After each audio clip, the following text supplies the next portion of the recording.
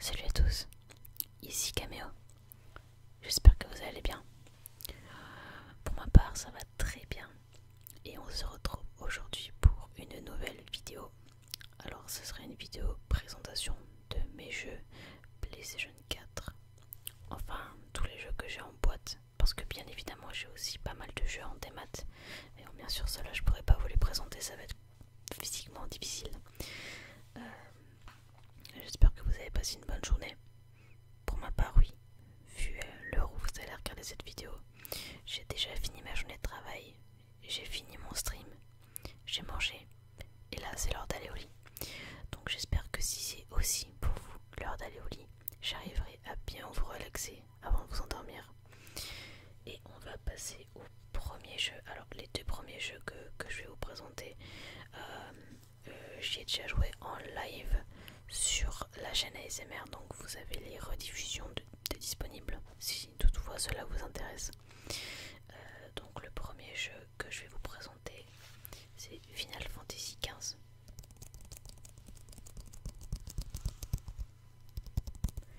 C'est le jeu sur lequel je passe le plus de temps en ce moment, c'est-à-dire pas beaucoup de temps parce que je n'ai pas vraiment le temps de jouer à la console en ce moment, hors mes horaires de stream.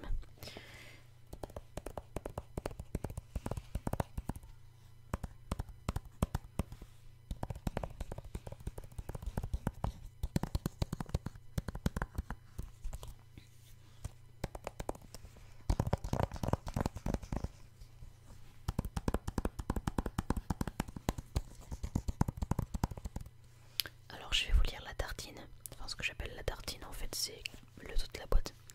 Alors, reprenez votre trône alors que le prince Noctis fait une virée en voiture accompagné de ses meilleurs amis. Une nouvelle troublante lui parvient. Sa patrie est tombée dans les griffes de l'Empire et son père, sa fiancée et lui-même auraient péri au cours de l'invasion. Ne sachant plus que croire, Noctis est certain au moins d'une chose, il doit rentrer chez lui et reprendre ce qui lui appartient de droit. Combattez des créatures incroyables à l'aide de sorts puissants et d'attaques dévastatrices. Explorez un vaste monde ouvert à pied, en voiture et plus encore.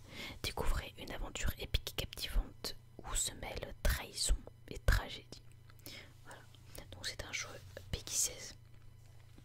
Donc déconseillé au moins de 16 ans. Bien, il n'est pas interdit parce que bien sûr il y a beaucoup de gens de moins de 16 ans qui jouent à ce jeu. Donc un joueur. Il n'y a pas de multi sur ce jeu. C'est un RPG japonais. Bon, je pense qu'on présente plus la série des Final Fantasy. Hein. C'est pas la peine de la présenter. Je vais faire un petit peu de fast tapping.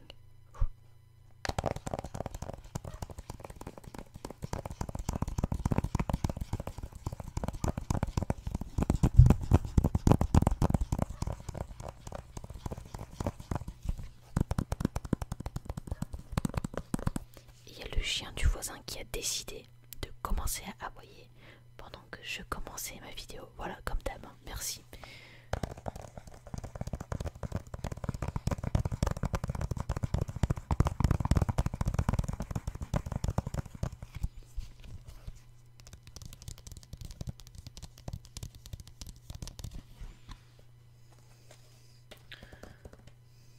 Donc, je vais pas vous montrer le CD parce que bah, il est dans la console, donc je vais avoir un petit peu du mal à vous le montrer.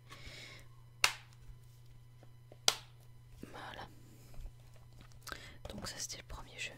Le deuxième jeu que je vais vous présenter, vous le connaissez aussi si vous avez vu mes lives, c'est World of Final Fantasy édition Day One. Donc ça c'est une exclue PlayStation 4. Vous ne trouverez pas ce jeu sur Xbox One alors que vous trouverez celui-ci. Alors, capturer, personnaliser et évoluer. Partez pour un voyage magique avec les jumeaux Rain et Lan et explorez le vaste pays de Grimoire afin de redécouvrir le passé et sauver le futur. Voilà. Donc bien sûr c'est l'édition Day One, donc contenu bonus, invocation de Sephiroth Lépus, 3 mirages exclusifs, Tombéry rouge, Chocobo blanc et Lumog, voix japonaise et contenu en contenu téléchargeable. Donc moi j'ai pas encore téléchargé les bonus, il faudrait que je les télécharge. Donc le jeu, comme j'ai pas dit, mais pour Final Fantasy XV vous pouvez choisir l'allemand, n'importe quoi, l'anglais, le japonais ou le français. Et pour Final Fantasy au niveau World of Final Fantasy, au niveau des langues, ce sera que l'anglais ou la voix japonaise en contenu téléchargeable si vous avez l'édition Day One.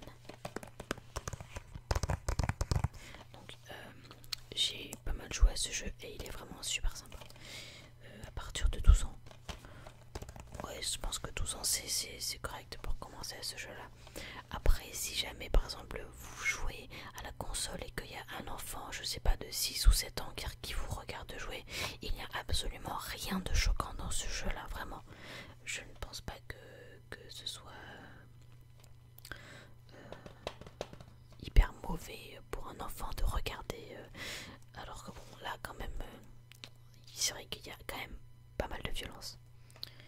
Bon, c'est pas non plus un Call of ou un GTA, hein, qu'on se le dise, mais ça reste de la violence.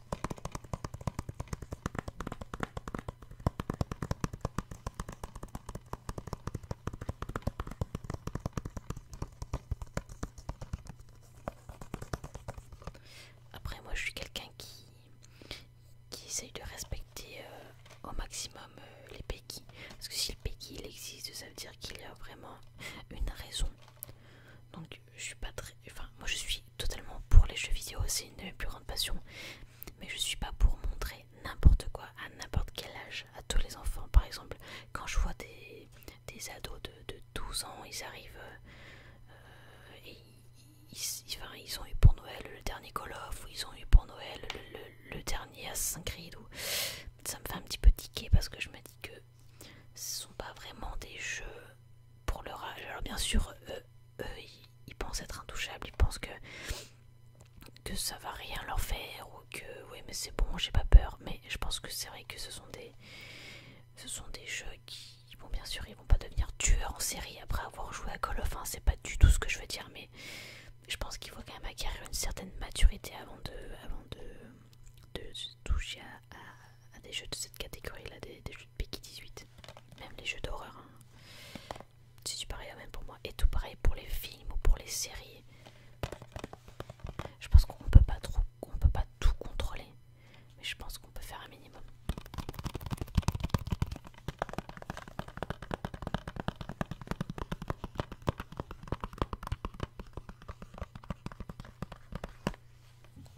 Allez, on va passer au jeu suivant. Maintenant que vous m'avez entendu déblatérer mon avis sur les PEGI. Donc le jeu suivant c'est Guitar Hero Live. Donc toujours sur PlayStation 4, hein, on change pas de plateforme. Alors, voilà, il n'y a pas de tartine. Bon, de toute façon, il n'y a rien à dire, hein. C'est un jeu musical. Donc le dernier qui est sorti, le dernier Guitar Hero qui est sorti. Donc j'ai la guitare, excusez-moi, elle est juste en bas. Je vais pas l'attraper, ça fera un bazar monstre. Donc ce jeu Guitar Hero a révolutionné la série, qu'on se le dise. Donc vous allez, bon, le jeu en lui-même, le contenu inclus dans le jeu est pas ouf. Il y a quoi, une trentaine de chansons avec, par contre c'est tout en live et c'est filmé avec, enfin c'est pas du jeu vidéo quoi, c'est vraiment des images réelles et ça c'est super cool. Donc c'est vraiment plus immersif. Mais ce qui est vraiment intéressant dans ce jeu là, c'est pas le contenu du jeu, c'est plutôt le contenu online, parce qu'il va vraiment vous donner accès à une bibliothèque de chansons avec les clips originaux, mais un truc monstrueux tellement il y a de la musique, et en plus c'est réapprovisionné, c'est souvent mis à jour, et ça c'est vraiment cool. Vous en avez pour tous les goûts, si vous aimez le hard rock, si vous aimez le rock, la pop, vraiment un très bon jeu, et un très large choix de variétés de chansons. Après, moi j'ai eu un petit peu de mal avec la guitare parce que la révolution c'est aussi dans la guitare. Je veux dire, au lieu d'avoir 5 frettes colorées les unes derrière les autres, et bien là vous aurez 3 frettes en haut blanches, 3 frettes en bas noires ou inversement, et du coup ça change vraiment la façon de jouer. même si au début la mécanique a été un petit peu difficile à mettre en route pour ma part, le jeu est vraiment sympa et j'y ai passé de nombreuses heures. D'ailleurs, ça me fait penser qu'il faudrait peut-être que je m'y remette un petit peu. Donc rien de plus à dire, c'est un jeu qui a été édité chez Activision, développé par Activision. Bah, c'est un Guitar Hero quoi. Et il est vraiment sympa. Voilà. Et il peut s'avérer très compliqué sur certaines musiques.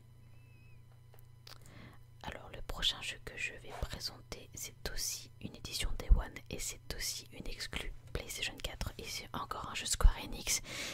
Sur 4 jeux, là c'est le 3e jeu Square Enix, donc c'est Dragon Quest Builders. Donc c'est l'univers de Dragon Quest, mais c'est pas une histoire. C'est pas une histoire de Dragon Quest. Bâtissez votre légende, reconstruisez le monde bloc après bloc. Un vaste monde open, un vaste open world, donc monde ouvert, vous attend dans cette quête épique. Affrontez les hordes de monstres féroces, récoltez, fabriquez et construisez pour restaurer la grandeur d'un royaume en ruine. Donc là c'est l'édition Day One qui inclut la recette de la poudre printanière, la recette du bloc gluant et la recette du bloc doré. Donc en gros on est ce petit personnage que vous appellerez comme vous voulez.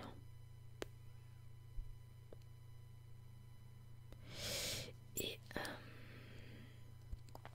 en gros on arrive dans un open world où tout a été détruit et notre but c'est de construire d'abord un petit village, de reconstruire le village et puis de reconstruire la cité et de redonner toute sa grandeur à la cité. Le jeu se développe en plusieurs chapitres, il y a vraiment du contenu, il est vraiment long et il est super rigolo et 7 ans et plus, encore une fois je valide. C'est un jeu très mignon et même autant pour les enfants que pour les adultes quoi. Après il faut aimer farmer. Moi ça me dérange pas de farmer, mais ouais vraiment j'aurais rien de plus à dire sur ce jeu, mais il est vraiment sympa.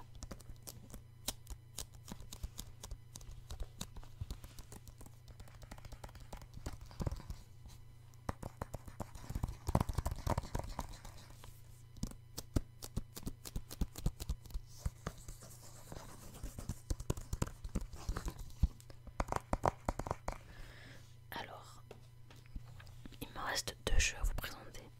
C'est comme ça. J'ai pas énormément de jeux sur la PlayStation 4 après. Alors, Assassin's Creed Unity. Donc je l'ai en collector avec le steelbook. Il y a un truc qui se balade à l'intérieur, je vais regarder ce que c'est. Mais là, c'est un CD. Oh là là, oh ça c'est Toto ça. Ça c'est mon conjoint qui a joué et qui m'a mis 2 CD dans une seule boîte. Voilà. Merci Toto. Alors, on va remettre Dragon Quest Builders dans sa boîte. Hop. Vous avez vu, j'ai pas vérifié la boîte. Eh ben j'aurais dû.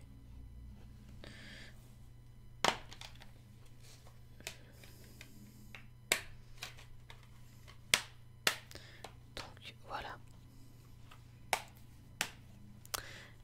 Assassin's Creed Unity, donc je vous disais, j'ai le coffret collector avec la grosse boîte métal avec le steelbook et l'artbook, mais il est dans le salon et j'ai pas envie d'aller le chercher. Donc c'est pour ça qu'il y a marqué ne peut être vendu séparément tout simplement. Donc on ne présente plus la série Assassin's Creed. Donc ce sont un jeu d'action-aventure. Celui-ci se passe à Paris pendant la Révolution française. Il est vraiment génial.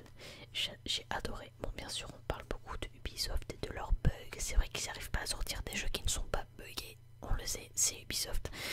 Mais le jeu est vraiment super cool. Unis pour la liberté. Paris 1789. Toute la ville est plongée dans le chaos et la terreur. Rejoignez la confrérie des assassins et découvrez les vraies forces qui agissent dans l'ombre de la révolution. Donc dans ce jeu, les systèmes avaient été réinventés de combat. Les combats, je trouve que c'est le jeu Assassin's Creed, j'en ai fait pas mal. C'est le jeu Assassin's Creed qui, je trouve, a les combats les plus, c'est pas compliqué, mais un peu plus, vous voyez ce que je veux dire. Ils étaient un peu plus tricky quoi. Il fallait vraiment savoir un peu plus gérer l'esquive. Découvrez un Paris bluffant de réalisme et des rues grouillantes de vie assez magnifiques intérieures. Et pour la première fois, coopérer avec 3 de vos amis en ligne. Oui, c'est vrai qu'il y a l'émission en ligne dans ce ce jeu-là. Et moi je l'ai adoré, je pense que j'ai pas mal fait de secondaire, alors je suis encore loin du platine, hein, mais c'est un jeu pour lequel je me connecte souvent pour faire le secondaire, j'adore ce jeu. Et d'ailleurs je l'ai fait entièrement en live sur Level Down, et c'était plutôt cool.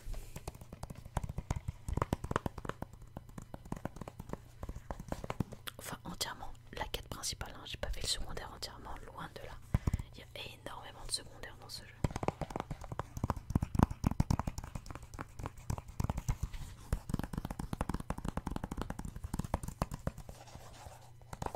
Hop. Et donc le dernier jeu qui fait partie de la même saga, c'est Assassin's Creed Syndicate. Donc avec le d'émission The Dreadful Crimes, disponible uniquement sur PlayStation 4. Alors ça c'est le jeu que j'ai eu avec la Play 4 parce que c'était il y a un peu plus d'un an maintenant. J'avais acheté, ouais c'est ça, plus d'un an. J'avais acheté la Play 4 plus Assassin's Creed Syndicate, et il y avait aussi le coffret des 3 premiers Uncharted 2 que j'ai pas gardé, et Watch Dogs 2 que j'ai pas gardé parce que Watch Dogs 1 pardon, le premier que j'ai pas gardé parce que je ne l'ai pas aimé du tout. Je n'ai pas du tout accroché à Watch Dogs. Il faudrait que je teste le 2 d'ailleurs pour voir si j'accroche mieux. Donc Assassin's Creed Syndicate, ça se passe pendant la révolution industrielle de la ville de Londres. Combattez l'oppression. Londres 1868. Au cœur de la révolution industrielle, incarnez les jumeaux assassins Jacob et Evie Fry et menez votre gang dans un combat contre les oppresseurs des classes populaires. Reprenez le contrôle de la ville de Londres et traquez vos cibles sur le toit de véhicules roulant à toute allure. L'épée à la hanche, c'est terminé. Battez-vous d'une toute nouvelle façon en privilégiant le combat rapproché. Bienvenue dans l'ère moderne de grimper et passer d'un bâtiment à l'autre avec le lance-grappin.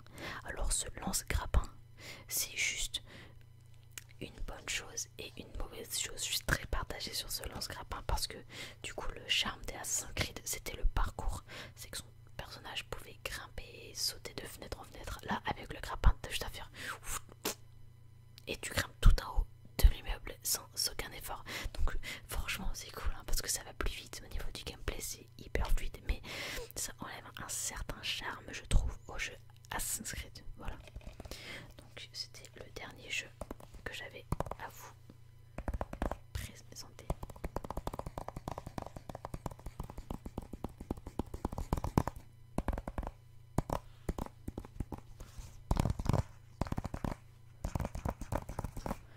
En tout cas, si cette vidéo est en ligne avant 18h, si cette vidéo est en ligne avant le 5 janvier à 18h, et bien sachez que je serai en live de 18h à 20h sur la web TV Level Down ce jeudi 5 janvier. Voilà.